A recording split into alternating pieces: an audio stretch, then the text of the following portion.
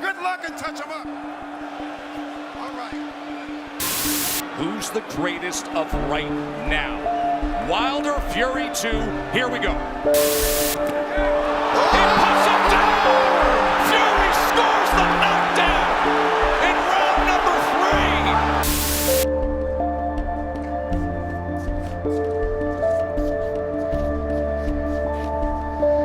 3. Le premier combat entre Deontay Wilder et Tyson Fury, c'était une tuerie. Surtout avec le comeback de Fury. Oh, great shot from Fury, terrific right hand. And down he goes! Right hand, left hand!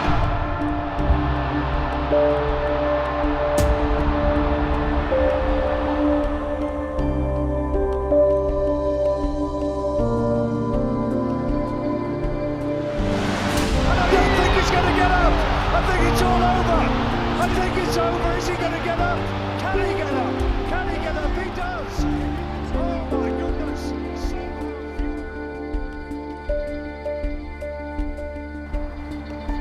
Et le rematch, il était vraiment impressionnant.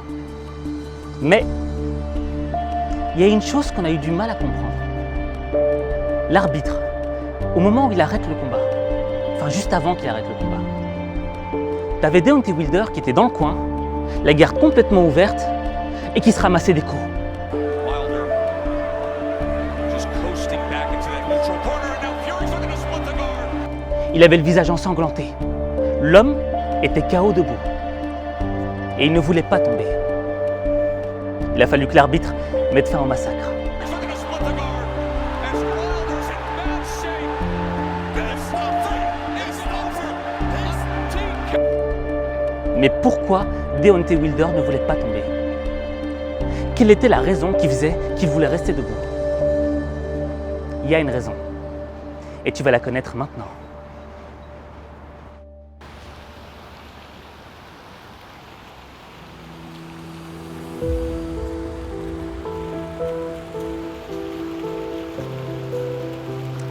Deontay Wilder est né en Alabama, aux États-Unis. Il a commencé la boxe à l'âge de 19 ans, ce qui est assez tard pour un boxeur. Et lorsqu'il est rentré dans la salle, il a dit à son coach « Je vais devenir champion du monde ». Il est rentré, il m'a dit qu'il voulait apprendre à boxer et que c'était quelque chose qu'il voulait vraiment faire. J'entends ça tout le temps. Alors son coach, il en a vu des gars passer qui se prétendaient être des futurs champions et qui ne le sont jamais devenus. Mais la différence avec Deontay, c'est qu'il était déterminé. Ça se lisait dans son regard. Il était déterminé à devenir champion du monde parce qu'il avait fait cette promesse à sa fille. On a fait mentir beaucoup de personnes. J'ai promis à ma fille Naya lorsqu'elle avait 1 an que papa serait champion du monde. Et maintenant, c'est une réalité. Sa fille, au fait, elle est née avec une grave maladie. Le spina bifida, je ne connaissais pas. Apparemment, c'est une malformation congénitale qui fait que ta colonne vertébrale se développe de manière incorrecte. Et ça peut entraîner un risque de paralysie. Et toi, t'es Deontay Wilder, t'as 19 ans, t'as pas d'argent. Et t'as ces petits bouts de chou dans tes mains. Tu le vois et quand tu le regardes, t'as ton cœur qui se remplit d'amour et de bonheur. Et tu veux juste qu'elle soit heureuse. Mais tu sais qu'elle va en baver dans cette vie. Et tu sais qu'il faut juste un peu, juste assez d'argent pour pouvoir la soigner, pour lui accorder une vie décente. Mais t'es pas né dans une famille riche. T'as pas fait les bonnes études. T'es bloqué. Et t'as une seule opportunité qui s'offre à toi. Mettre les gants de boxe et aller combattre pour sauver ta fille.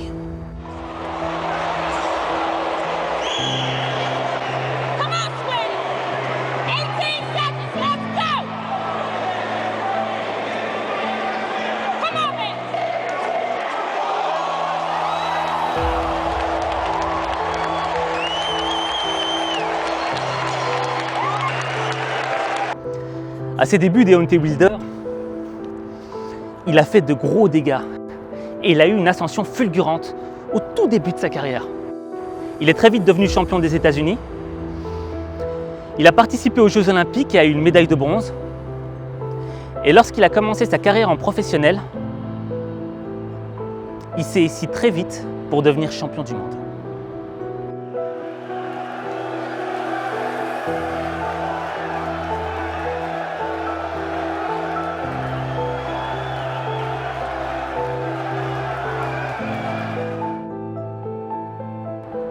Alors s'il en est arrivé là où il est aujourd'hui, c'est pas parce qu'il avait plus de talent que les autres, c'est pas parce qu'il était plus fort que les autres, c'est pas parce que les autres étaient moins bons, c'est parce qu'il avait une mission. La mission de soigner sa fille pour qu'elle ait une vie décente. Et l'argent, la gloire, la célébrité, le monde de la boxe, c'était juste un moyen pour parvenir à sa fin, pour parvenir à son objectif. Alors quand tu regardes le combat Tyson Fury versus Deontay Wilder, tu dis que la défaite de Deontay, ça vaut rien par rapport à la grandeur du combat qu'il a mené pour en arriver là où il est aujourd'hui. Mais la question que tu dois te poser maintenant, c'est comment être déterminé comme Deontay Wilder? Suivre tes passions et faire ce que t'aimes? Exactement. D'ailleurs, Steve Jobs l'a dit. Les gens disent « Vous devez avoir beaucoup de passion pour ce que vous faites ». Et c'est totalement vrai. Et la raison, c'est que c'est si difficile que toute personne rationnelle abandonnerait. C'est vraiment dur et vous devez le faire pendant un certain temps. Donc si vous n'aimez pas, si vous ne prenez pas de plaisir quand vous le faites, vous allez abandonner. Mais comment tu fais quand tu dois faire quelque chose que tu n'aimes pas? Quelque chose que tu n'as vraiment pas envie de faire, mais tu es obligé de le faire. Tu n'as pas le choix. Tu es coincé. Je veux dire, il y a des gens qui ont des métiers pénibles. Les gens qui travaillent à l'usine, ceux qui nettoient la poussière des autres, ceux qui vivent sous le joug d'un manager qui fait de leur vie un enfer. Pas Dieu possible de voir ça. J'attends toujours mon rapport. Et pendant ce temps-là, monsieur se googlise le haricot sur Internet. Ce que je peux vous garantir, c'est que vos notes d'évaluation tombent dans moins d'une semaine et que je suis impatiente de cocher les bonnes cases de ce putain de formulaire. Attitude médiocre, performance médiocre, capacité managériale médiocre. Quant à l'esprit d'équipe, alors là, laissez-moi rigoler. Métier pénible. Surtout au niveau de l'ego. Parce que tu dois toujours prendre, toujours encaisser, sans jamais rendre de coups. Comment tu fais pour tenir? Ça peut paraître simple, mais tu dois voir au-delà de ton épreuve. Je veux dire que l'épreuve peut être aussi haute qu'elle veut, mais elle ne sera jamais assez haute pour dépasser la grandeur de la raison pour laquelle tu fais ce que tu fais. Et le meilleur exemple pour ça, c'est Deontay Wilder. Quand il se ramassait des coups et qu'il continuait, c'était pour sa fille. In that second round, Deontay was throwing that right hand, but he was throwing it from a distance. Fury comes in behind the jab. Quand il est tombé et qu'il s'est relevé, c'était pour sa fille.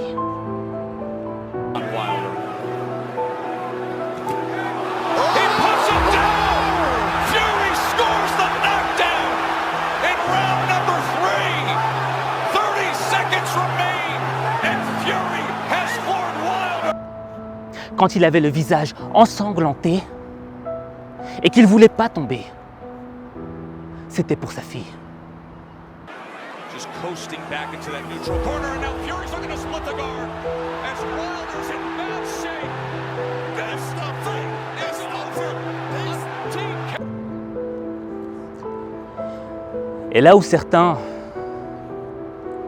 ne pourraient voir juste que la défaite d'un homme, toi, tu dois prendre de la hauteur. Et quand tu prends cette hauteur, tu vois que le véritable combat n'était pas sur le ring, mais dans l'arène de la vie. Parce que dans la vie, c'est vrai, il y a des difficultés. C'est vrai, il y a des gens malhonnêtes qui vont tout faire pour te rabaisser, pour t'exploiter, pour profiter de toi, pour te dire que tu vas jamais y arriver. C'est la vie. C'est la vie. Et ça, on peut rien y faire. Mais si tu as l'œil qui est droit, dirigé vers ton objectif, ils pourront dire ce qu'ils veulent. Ils pourront faire ce qu'ils veulent. Ils ne pourront jamais t'arrêter. Alors maintenant, lève-toi. Lève-toi, relève-toi et décide de ce que tu veux faire. Définis ton objectif et deviens inarrêtable. Deviens inarrêtable comme Deontay Wilder. Le combat n'est pas sur le ring, le combat est dans l'arène de la vie. Et il n'y a que toi qui peux changer les choses. Il n'y a que toi.